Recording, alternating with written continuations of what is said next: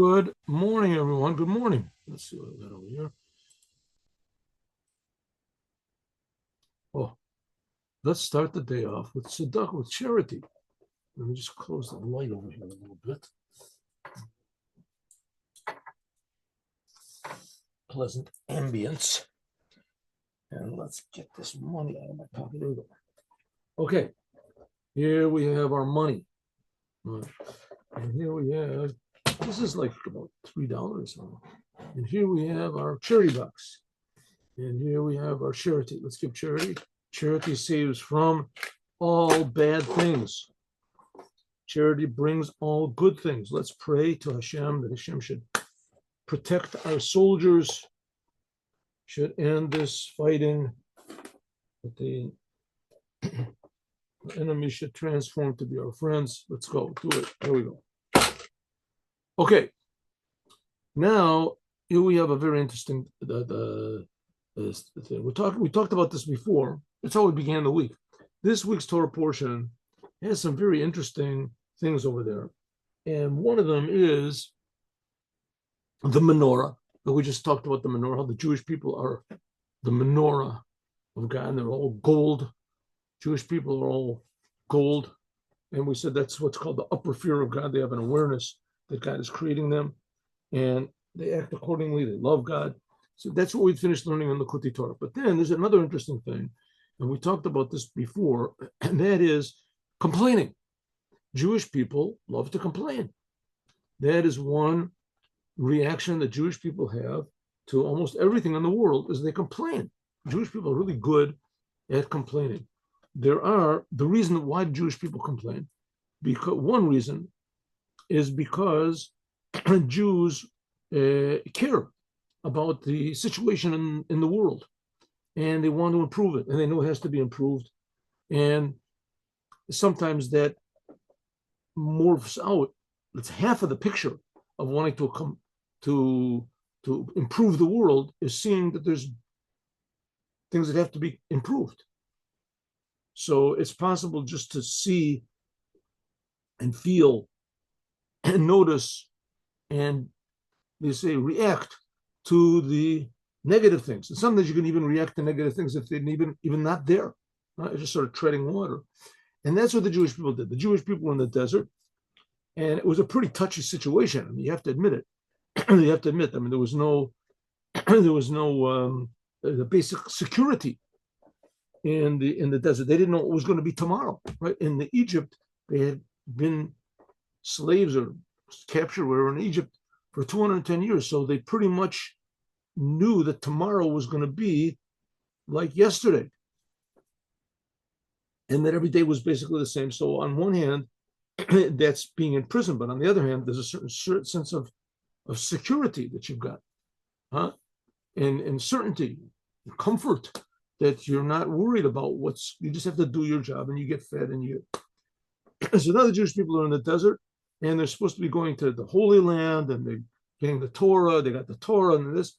So they start complaining. They don't like it. So here we go. Let's go. Ready? Let's go. 1 second. Here we go. The Jewish people complain. And that's what this is going to be talking about here. Let's get this thing. Here we go. Oh, here. This is this week's Torah portion, right? The people were looking to complain, and it was evil in the eyes of God. And God got angry, and fire burned among them and started consuming people. They cried out to Moses. Moses prayed to God, and the fire went down. So here we see another example of going to tzaddikim and praying for your needs, and that tzaddikim, and I mean, God answers prayers, but there's some people whose prayers are more genuine than anyone. And Moses was an example. So, okay, he called the place Tavera. Then the multitude began to have cravings, and they convinced the Jewish. What is the multitude? The one that left Egypt. So a lot of the Egyptians said, "We want to convert." And Moses really thought that they were sincere. It could be when they left, they were sincere, but when they got out into the desert, so all of a sudden they started reverting back to their old ways. So it said, "Who will feed us meat?" We got in the desert, and they wanted to eat meat. What was the problem? In the desert, all they had was manna to eat. Manna. and it tasted like whatever they wanted to, but it didn't look like what they wanted to. It didn't look like it. So they could taste meat, but they couldn't see it. And not only that, it didn't really satisfy. The man, it just took away hunger. The man was like a snack every day. It was like a half of a meal, so to speak. So you never know, you were never starving. And the Jewish people were always healthy and this, but they weren't, you never felt you really fed. So they said, let's have a little bit of meat. And the Jewish people said, wow, that's a good idea, meat. Remember the fish that we ate in Egypt? The cucumbers, the watermelons, the leeks, the onions, the garlic. And Rashi says they didn't even give them, right? They gave them bread to eat in Egypt. They're going to give them watermelons. But now we're all dried out. We haven't got anything to eat. The manna was, it says, it looked like this. It said the people went out and they gathered it. And Moses heard the people weeping. And God got angry. And Moses also said, this is a very bad thing. What's going on? Why are they complaining? And Moses said to God, okay, God, listen, the fact is you know the Jewish people, right? You know the Jewish people. They're troublesome people. Why are you giving them man every day? Just give them man. Maybe let's give into them a little bit, right? Why are you putting these people on me? I mean, God, you're always right, right? But you made me, whenever there's troubles, everybody comes to me. So why did I conceive these people? Did I give birth to them? Did you say I should take them? They're not my children, right? You said you were going to take them to the land of Israel. Where's the land of Israel? How can I get meat to give to all these people, right? They're crying, give us meat to eat.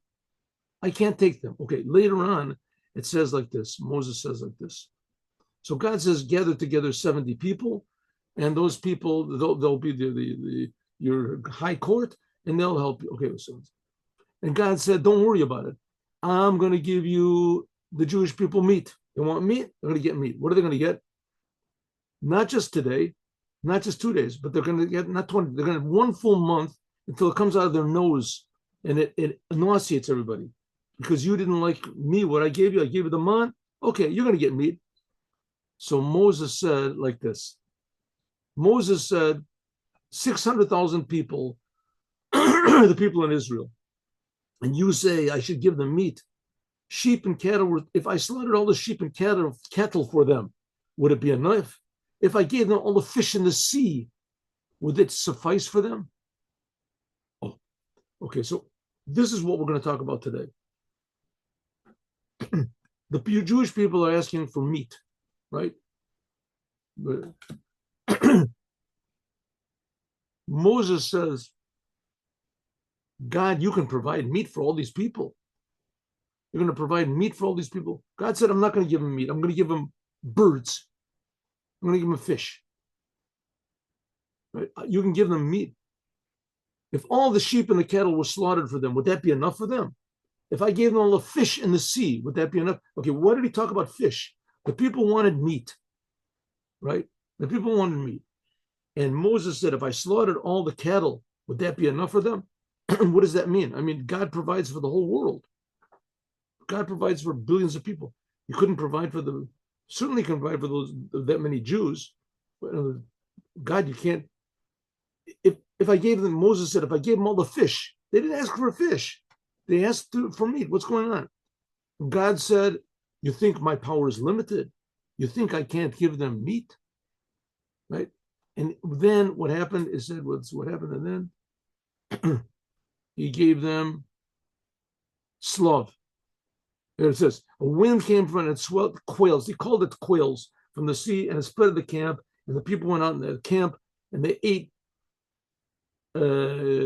quails. They ate the quails, they spread it around, and they ate all these quails. And then God smote the Jewish people. Right? They didn't ask nicely. They demanded, they made trouble, they complained. Usually you want to complain a little bit, good, but there's a limit to it. And the Jewish people said, oh yeah, you think there's a limit? There's no limit to our ability to complain. We have an unlimited ability to complain. And God said, okay, good, listen, I'll give you meat. You want meat.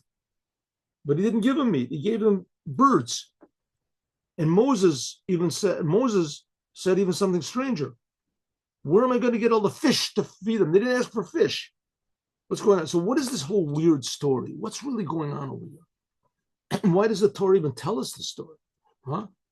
Why does the Torah tell us the story about the Jewish people were complaining they didn't like the manna and they wanted meat, and and Moses said, "Where am I going to get the fish to give them?" And God didn't give them not meat and not fish; He gave them the birds. Okay, let's go.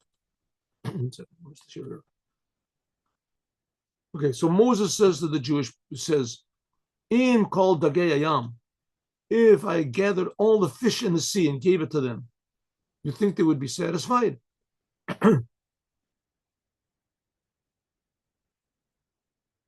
The Havin, let's understand this, says the Rebbe. Let's understand this. This is the first Rebbe of Chabad, right? He's writing.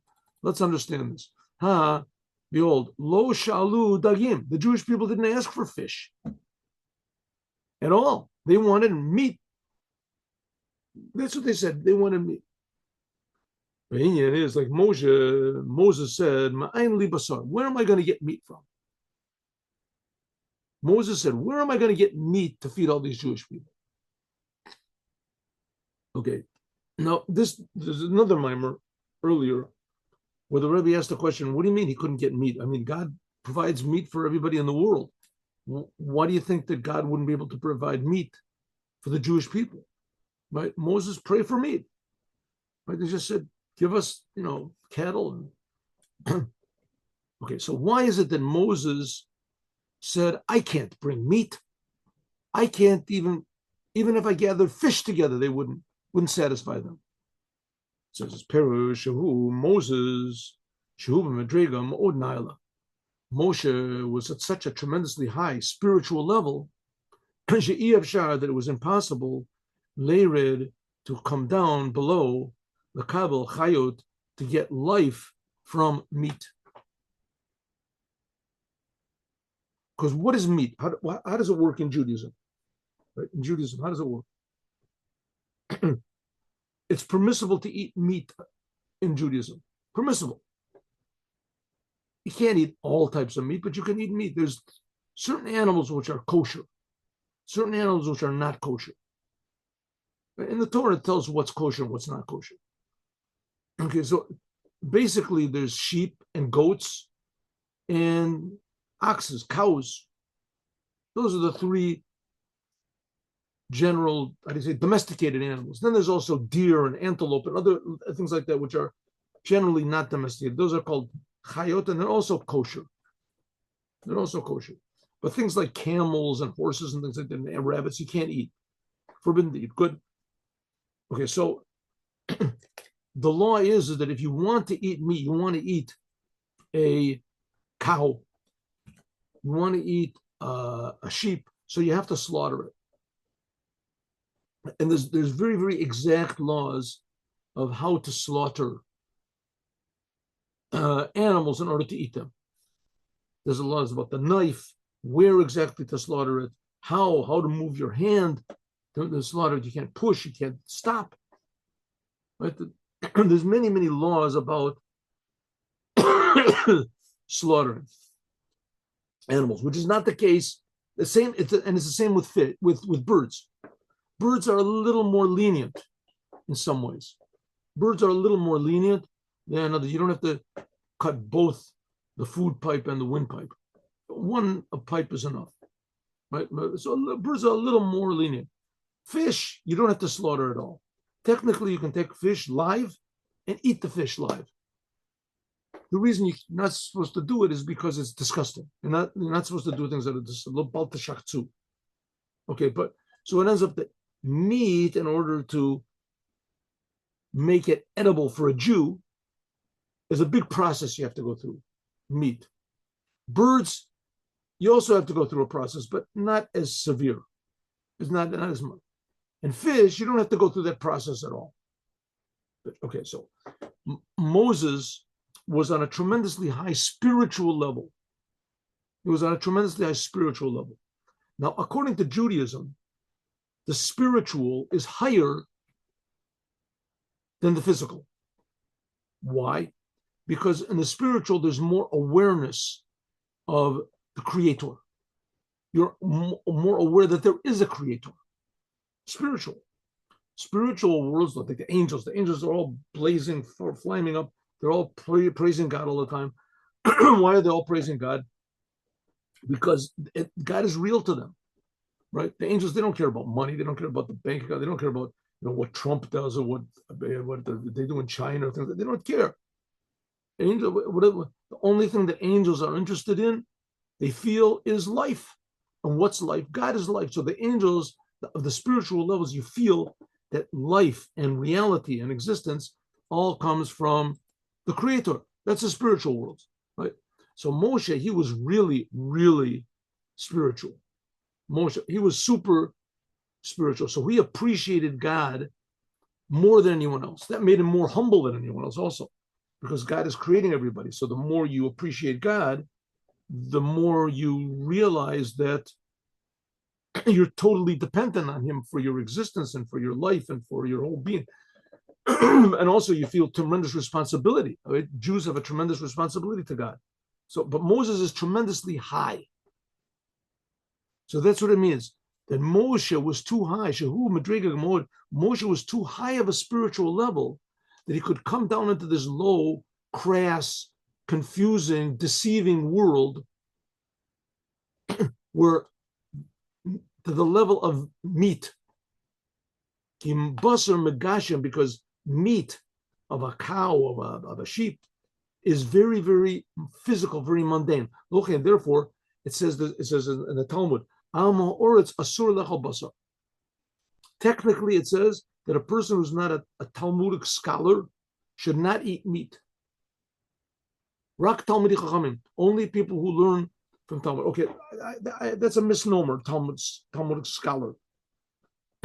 Ideally, in Judaism, the ultimate revelation of God is in the Torah.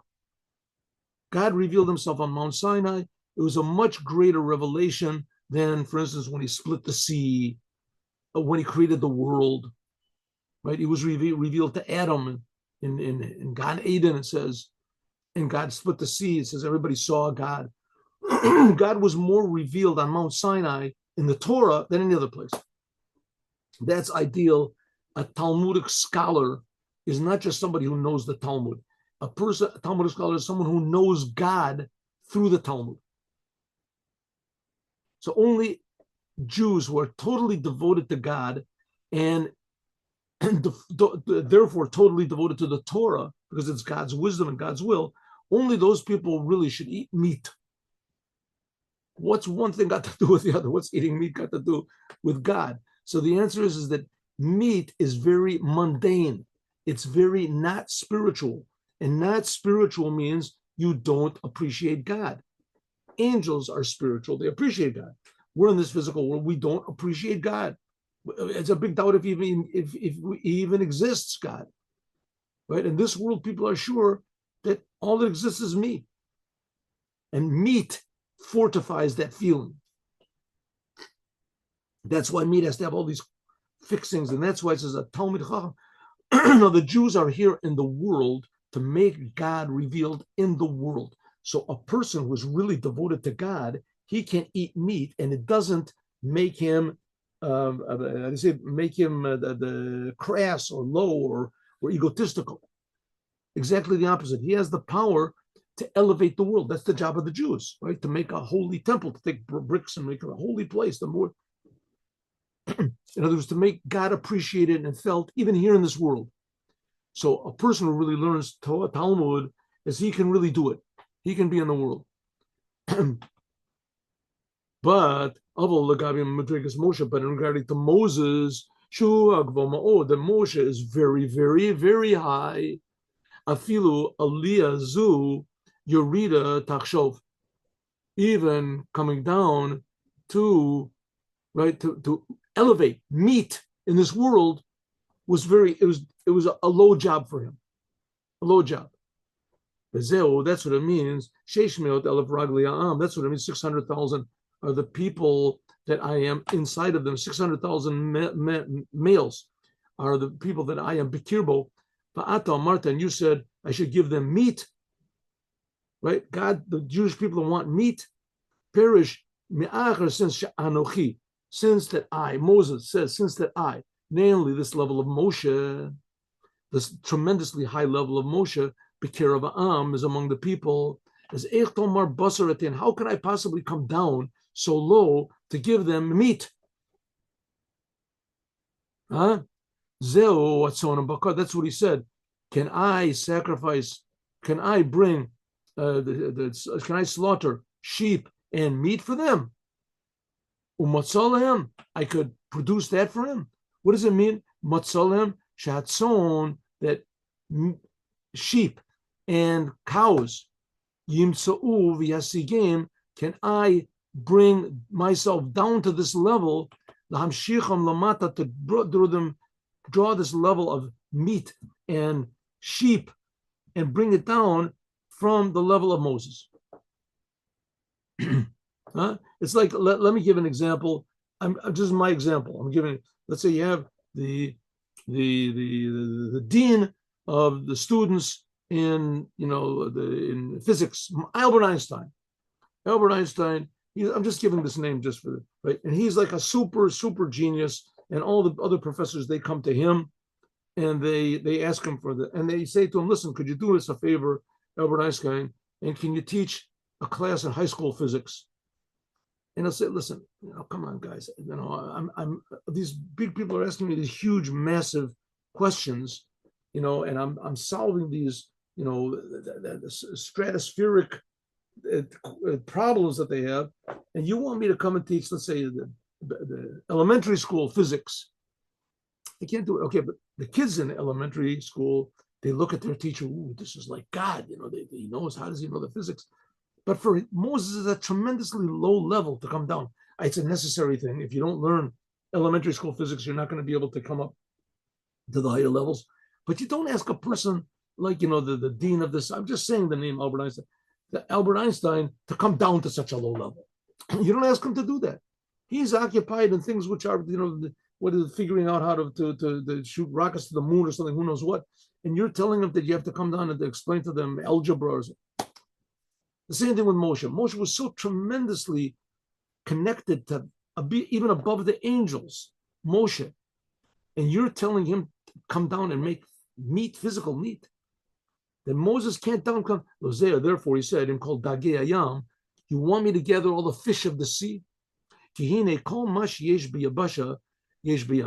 says in the Talmud, I think it's in Chulin, everything there is in the dry land, there is in the sea. The counterpart of basar, what is the meat which is in the sea? That's fish. But fish are less physical than cows or sheep. Why? Because fish are part of the sea. If you take a fish out of the sea, then the fish dies. If you take a cow and you lift him up, he doesn't die. A cow doesn't have to be connected to the ground.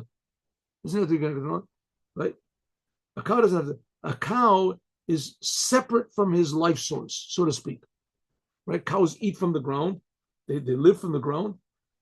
They eat the vegetables and things like that from the ground. But nevertheless, they're not connected to the cows. The sheep, they're separate. Fish are one with the sea. They're one. They live inside of it. They eat inside of it. They breathe the fish. So there is in the world, the physical world, the counterpart to the physical world is also in the spiritual worlds. There's the physical world, and then there is the spiritual world. The spiritual worlds are like the sea. The angels are like fish. The angels are part and parcel of their whole environment, like fish are. Angels, they're not separated. If you separate an angel from his spirituality, then there's no angel anymore, like it's a fish. So as Moshe said, meat, I can't give them. I'm too high. Moses was something like the fish. Moses was something like a fish. Moshe was completely one, united with the creator of the universe. Moshe was a totally spiritual person. It just happens to be that he could bring the Torah down. The Torah he could bring into the world. The Torah. But to bring meat into the world, how could he bring meat into the world? It's too coming down too low. Right? It's like asking for Albert Einstein to come and teach elementary school mathematics.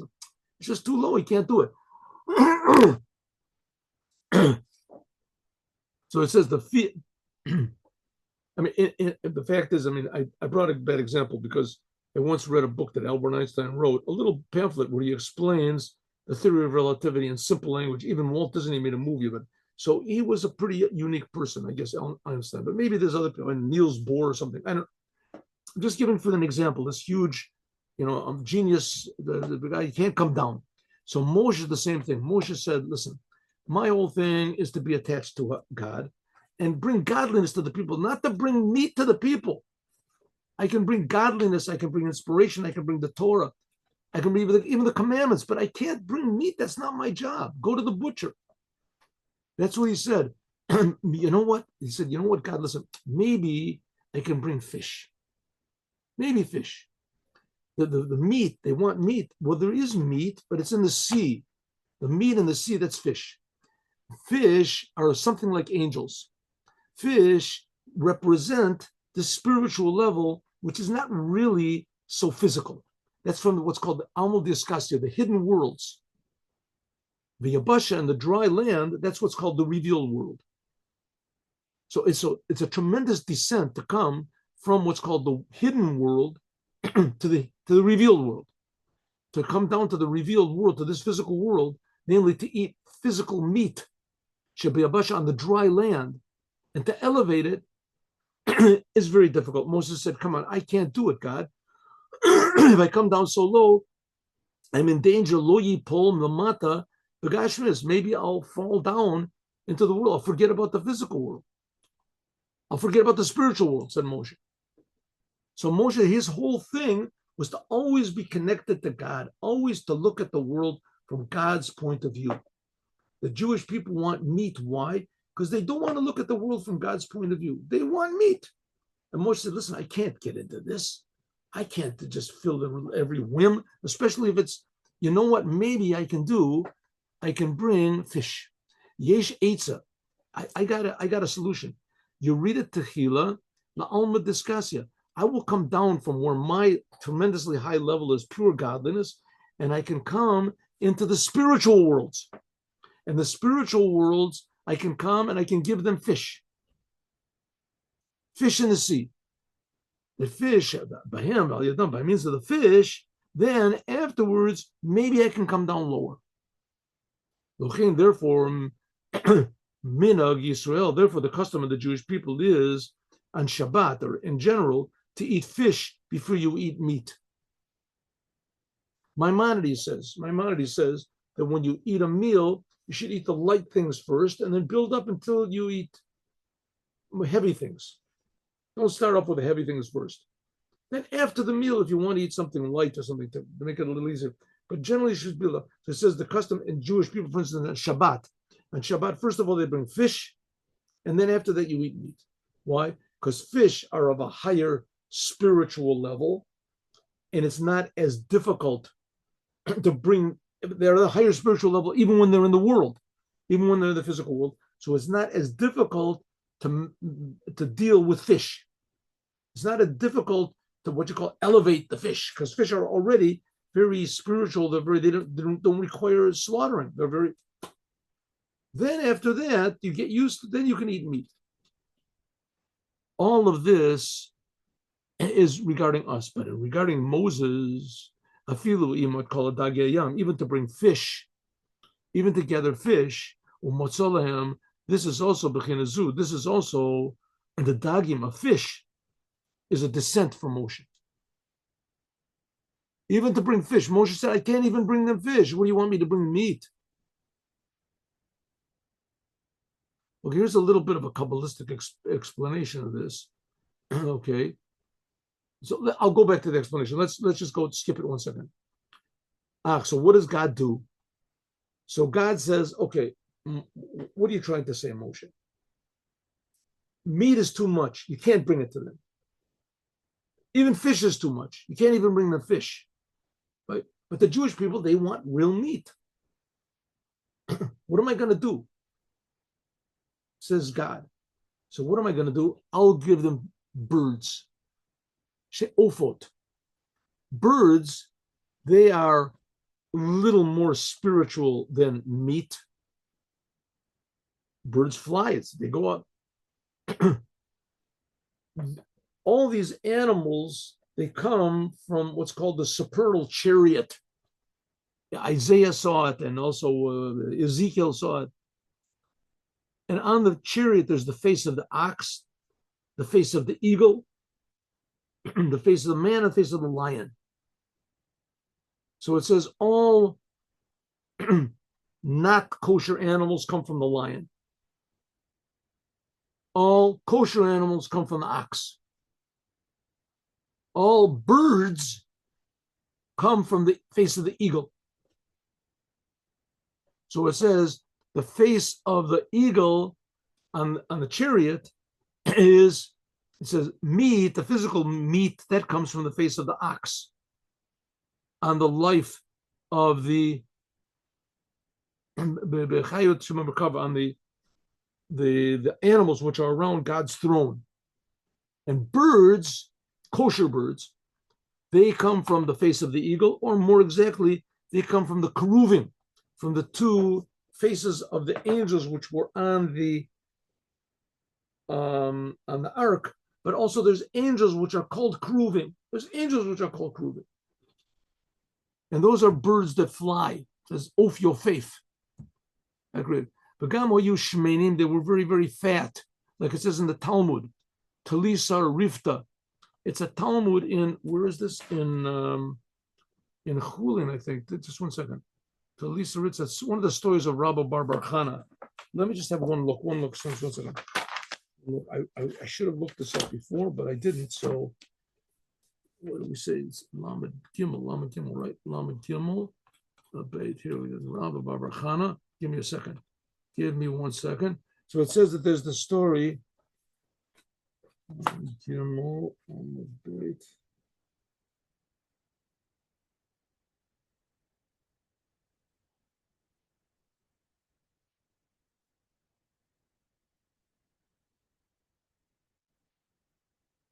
No, doesn't.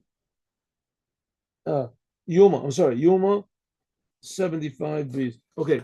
I'm sorry. I'm wrong. It was not in the Chulin. It's in the Talmud in Yoma, which is, give me 1 second. One second, and I'm going to look this up. Please excuse the delay.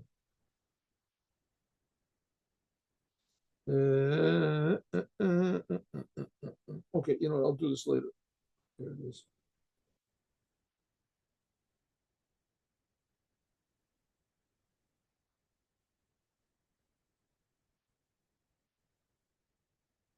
Here it is. Here it is. Right. It's a story from Rabbi Bar Chana, and he said, it's talking about the fish. Okay. I'll look it up in a second.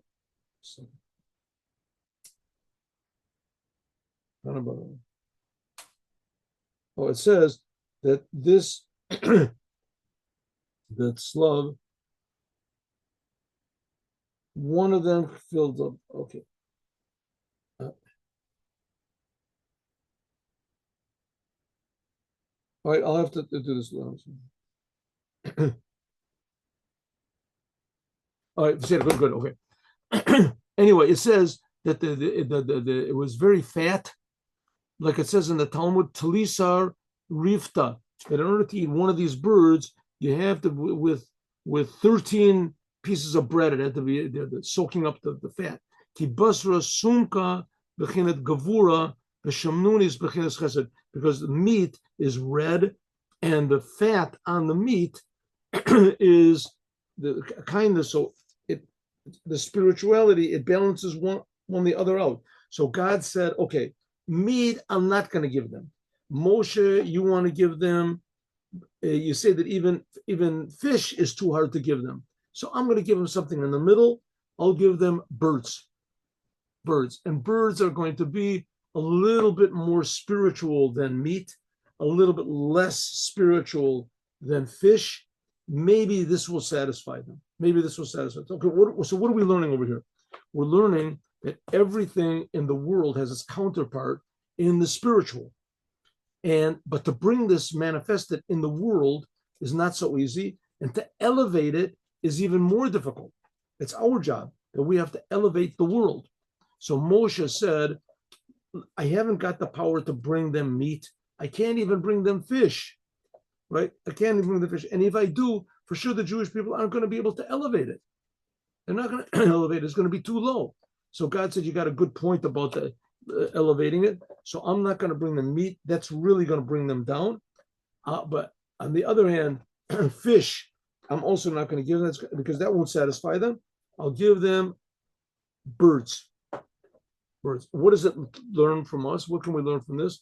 That God goes according to the desires of the people. In the end, God gets very angry and he sends a big, it doesn't satisfy them. The Jewish people are still not satisfied.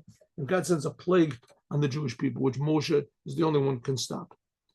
Good. Now let us continue to the Dvar Malchut.